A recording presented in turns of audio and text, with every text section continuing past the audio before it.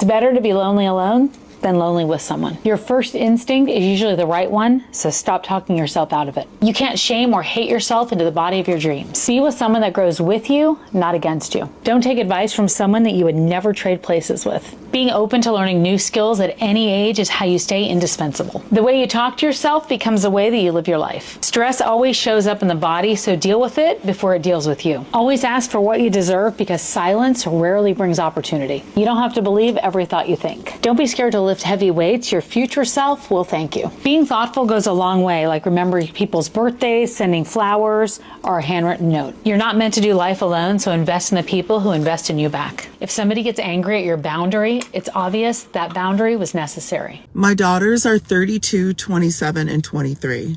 And here's the advice I'd give them, unsolicited, but necessary. Ignore anyone who has opinions about your life, but no responsibilities in it. You don't need permission to reinvent yourself. Just decide and pivot.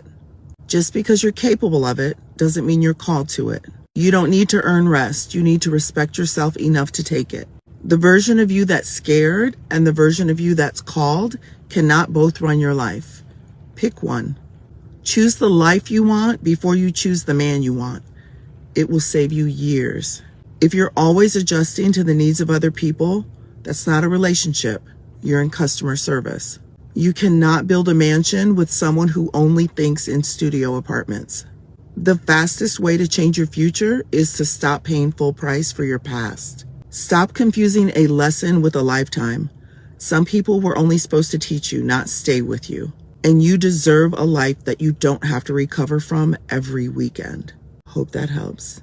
But I wish I knew at 26 instead of 46. That thing you are putting off will be easier when it's done. You are wasting so much energy not getting it done. And when it's done, you will be like, why did I wait so long? Why did I wait so long? If you don't know where to start in any area of your life, get yourself more educated. Figuring out the first basic step of something has a lot to do with getting yourself educated enough to know what that first step is. And then you build. It is easier to make more money than it is to save money, but you need to learn how to save money in order to learn how to make more money. Money is just an area strategically designed to be more complicated than it really needs to be. And when you get educated about finance and build certain disciplines around it, it allows you to make more. If someone continuously makes you feel bad about yourself, they are probably not your friend. Good friends do not do that. You don't need to live your life with that kind of stuff. Learn how to ask for help without shame and give it freely without expecting anything in return. Help is a two-way street. No one does anything well on their own, even those people who look like they are. They aren't. You will be fed messages your entire life that you should hate your body. So you might as well just love it. You might as well just love it, because it is way better living a life loving your body than hating it. And honestly, all that stuff you're fed from the environment or even from yourself, they're lies. They're lies. You can love yourself while also pushing yourself to get healthier, stronger, more educated, and powerful. Because you can. You can. Aging. I think the piece of advice that no one wants to tell you, but it's essential that you know, is that life is not always going to give you chances. And I know we love the positivity. Nothing is going to pass by you, but that's just not true. As someone who's in their 30s, I have watched brilliant people never amount up to their potential. I've watched amazing, wonderful people make bad decisions that cost them their life, both literally and figuratively.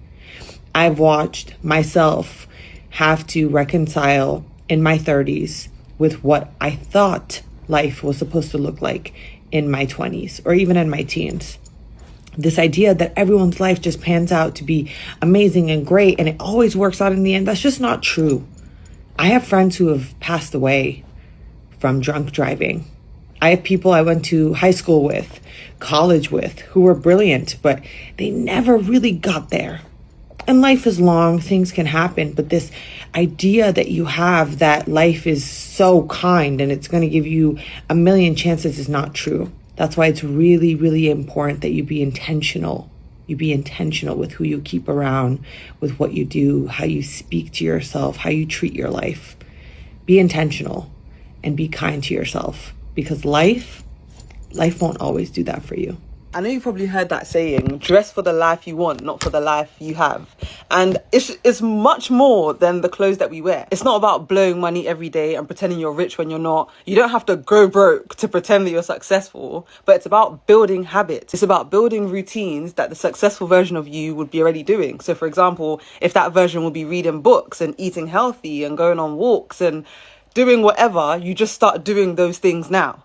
You make time for those things now. It's not when the money comes that time will suddenly, if anything, when you are wealthy, you'd probably have less time than you have now, right? Because you're so busy with whatever. Because unless your dream is to be successful whilst lounging around in your house, you have to start matching your current actions with the person that you're trying to become. Something's got to give. It's got to make sense, mate. Never dim your light because you want someone else to shine. Shine. Your generation will need you for your manifestation, not for holding back. Never hold back. Oh, I can't say much. What are you talking about? Come on, express yourself. Anywhere you are privileged to speak, speak like one who has come to solve the problem of your generation. Never in humility reduce yourself. Humility is not self-reduction. It's not lifting yourself above measure. Anyone who lacks confidence is not appealing. There's one thing that 31 years on this earth have taught me that I wish someone in my teens, even when I was 10 years old, would have told me, was the fact that I was not a bad kid. I just had emotionally immature parents who were committed to misunderstanding me. And that's something people don't understand, is that when you start to actually become your authentic self, you start to decenter your parents. What you can learn is that you were never bad. You were never wrong. You weren't someone who was creating problems for the sake of it. You weren't seeking attention. Really, you're just bringing up problems that need to be addressed. But then when you have an emotionally mature parent, it's like a toddler who, instead of addressing the mess that they've made, they go ahead and make a bigger mess so that you can deflect the information there. But it's also the very thing that's amazing about you. It's amazing that you can notice those things, bring them up at such a young age. And I don't ever want you to hide that, because that's one of the best skills of leaders. That's one of the best skills of CEOs, people in position, people of power. And we need more people in power who speak the truth. Really, it's just about navigating this together. Because one of the biggest issues where those experiences become trauma, you start doubting yourself because you had to do it alone. It's not the experience that hurts, it's the fact that no one was there to tell you, hey, this isn't your fault. You shouldn't be doing this at such a young age. You shouldn't be caregiving. You shouldn't be taking care of adults who are actually responsible for you. No, actually, you're supposed to be a kid. A 7-year-old does not need to be strong. They just need to be a kid. Once you realize you don't have to do life alone, you can have people who want to nurture you and grow you, cultivate those leadership qualities in you. You grow at rapid speeds. Honestly, your first reaction to 99% of all the conflict that you will have in life with people should be to not react, and there's actually a very good reason for that. Your value socially is also measured by the value of your enemy, so if tomorrow I start arguing back and forth with the president on Twitter, people will think that I'm an important person. And a lot of people who have too much time to spare in their life, or who are actually avoiding to do the work that they should be doing, will try to have problems with you and create conflicts with you because unconsciously they see you as better than them, and this is their way of rising their social status. You have to understand that if you did not do anything to a person and a person is just attacking you for free or just trying to create problems with you for free, this person is looking for dopamine, this person is looking for attention, this person is looking to rise their social status, and you should train them to not do it with you because I'm gonna hold your hands when I say this, but you think more than you do. And that is a major problem. More time you spend thinking, the less time you're spending doing. And the farther out you're pushing when you'll meet success. Gotta do something, babe. You've thought about it enough. Stand up. Some of the most brilliant people you'll ever meet will never share their knowledge with you. And it's not because they're gatekeeping or not because they don't care. It's because their high intelligence is actually sometimes a prison. Having a very high IQ comes with a very high pattern recognition, which means that they see every risk before it even exists, every single way it could go wrong, and every critique before they even say what they need to say, and every single imperfection before they even start doing what they need to do. So what do? They overanalyze and then they perfect in private. They wait for that right moment, and that right moment, it never comes. And that brilliance, it becomes a graveyard of ideas that the world will never be privileged enough to see. Meanwhile, the people building empires and teaching millions of people and changing culture, they're actually never the smartest people in the room. They are the people whose nervous system feels safe enough to be seen by lots and lots of people. They're the ones who share before it's perfect. They're the ones who can teach while they're still learning and who can act without knowing every outcome. And here's the part that I know will make a lot of people mad that are watching this. Average intelligence with high courage will always outperform people with high intelligence and high amounts of fear. The world, it doesn't reward the smartest person. It rewards the person that moves. So if you're someone with a really high IQ and a really brilliant mind, I want you to hear this. You're overthinking. It's not protecting you. It's actually making you irrelevant. You don't need to know everything, and you don't need to be fully formed. And you have to stop waiting until you feel ready. The world, it's passing you by while you're sitting there and perfecting in silence. Your intelligence, it was never meant to live in isolation. It was meant to be illuminated. And if no one told you this yet, mediocre action beats brilliant inaction every single time. As a woman, the only things that you should be preoccupied with in your mind are, how can I make more money? How can I become more educated? How can I be flyer? How can I look better? How can I be healthier? Nothing else. Just in case your mother forgot to tell you this, you can leave anything whenever you want to. You can leave a first date or any kind of date if somebody is rude to you. You can leave any situation if it doesn't meet your standard. You don't have to sit around and be disrespected just to demonstrate how polite you are. Leave at the drop of a hat. Leave whenever you want. I'm going to tell you something I wish somebody had told me. You need to use everything that you have that is an unfair advantage, including your connections, your genetics, how you look, your shape, how you dress, your location. Everything that you have that people wish they had, or they try to put you down or judge you and shame you because it just comes naturally to you. Maybe your ability, your verbal or your written communication skills, the ability to get on here and do videos and be an influencer and create content, your lively personality that's magnetic. Whatever comes naturally to you, you need to use it to your advantage, because there is nothing rewarded. There's nothing that comes from being the underdog, from working hard, from your humility. I was raised in the Midwest to be humble because it's so unattractive to know you got it going on. But I need you to know you got it going on.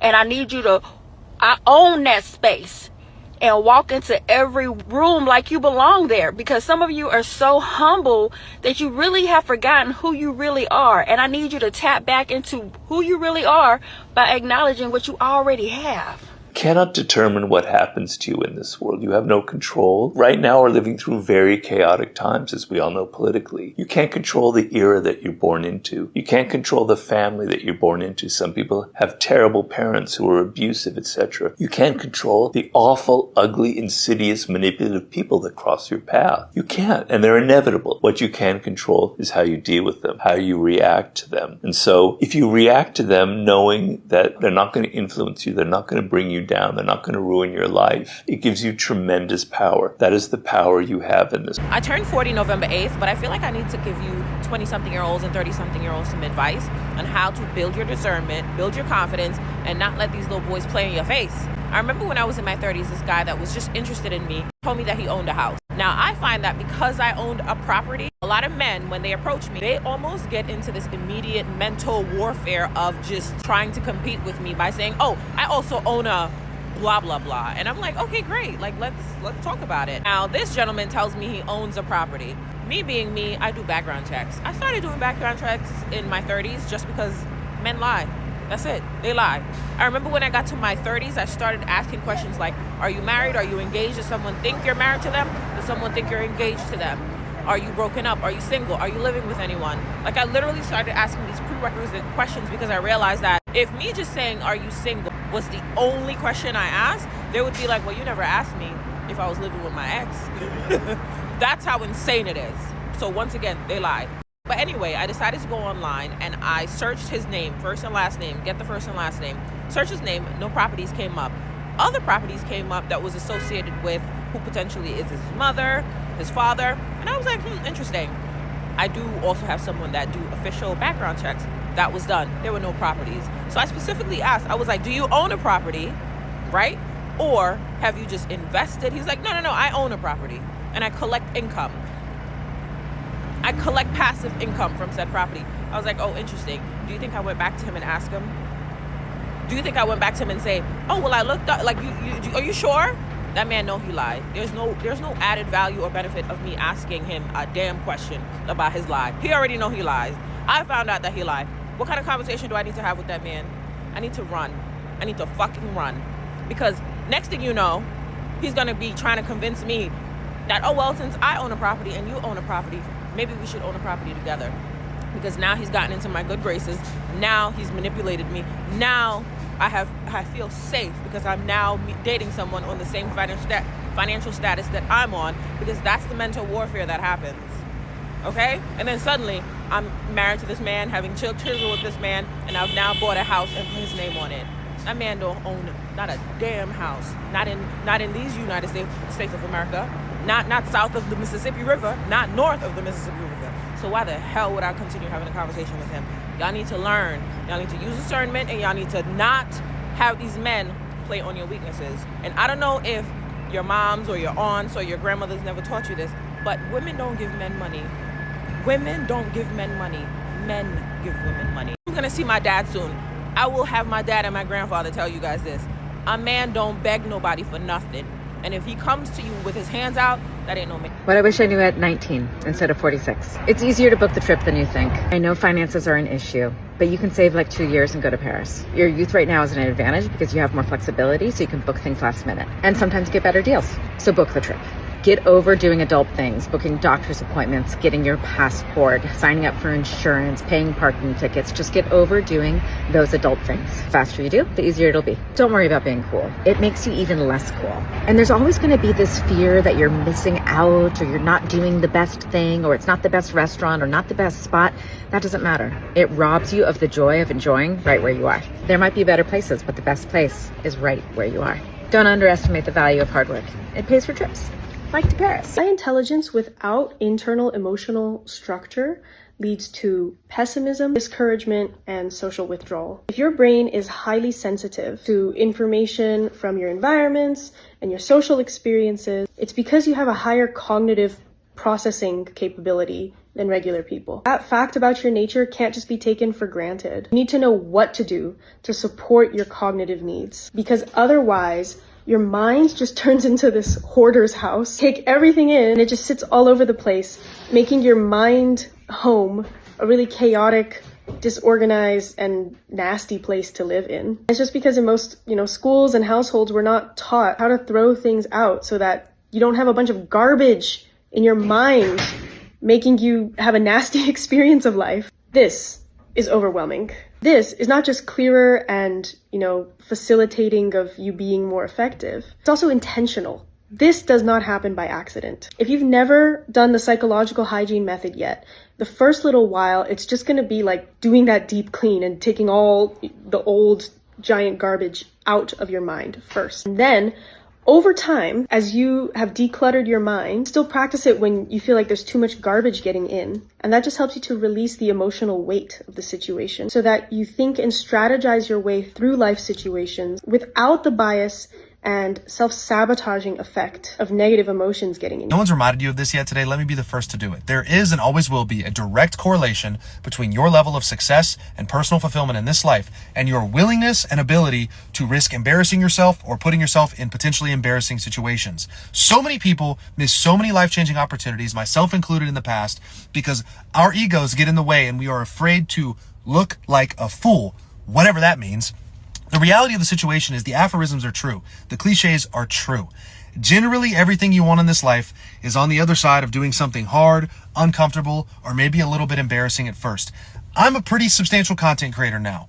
And up until I popped and my life changed and it grew, I just looked like some dude trying to be another wannabe influencer. And yes, some people said that about me. Guess what? Now they can't say shit. And it's the same possibility, the same potential for you. Take a risk. Put yourself in an uncomfortable situation. Go to that networking event. Go on that date. Ask that girl or guy out. Whatever it is, everything you want is on the other side of the fear of embarrassing yourself. And embarrassment is an underexplored emotion. So go explore it. It isn't easy, but it is simple. I am 37. The only reason I am on TikTok, if that's the only thing I achieve on this TikTok is advising young women or telling women the things I wish somebody told me when I was in my 20s.